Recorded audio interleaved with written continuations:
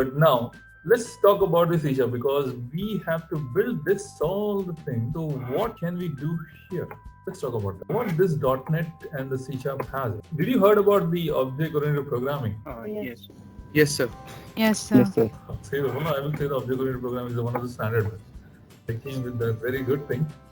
Okay, in this object-oriented programming, there is something called class, right? An object, isn't it? Yes, sir. Right. And in this one, like the definition which I have seen in theory, or like class is the collection of object. Is it correct? An object is the instance of. सही है क्या definition? What do you understand? Anyone can tell me what do you understand with the class? ये मुझे theory पता है. मुझे इसको समझने के लिए 2 साल लग गया. Sir, yes, sir. So basically, object is a real world entity.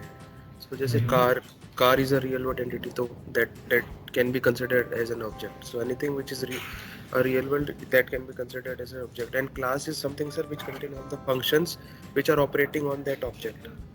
So it. Oh, it was very hard. Okay, no problem. Okay. I will tell you something, guys. Like, what if I say that you have learned a good thing, no doubt. That is the statement which you have told me that is the correct answer. My point is one here I want to tell you is the thing which you are telling. It's one side or one point of view of the object and class. Okay, one point of view. In this 25 days, inshallah, you guys are going to see the one more point of view, that is mine. So let's hope for the best. Now the answer. Now I'm coming to Nitin. Nitin, the thing which you told is correct. Now I will give my definition. Just think about it.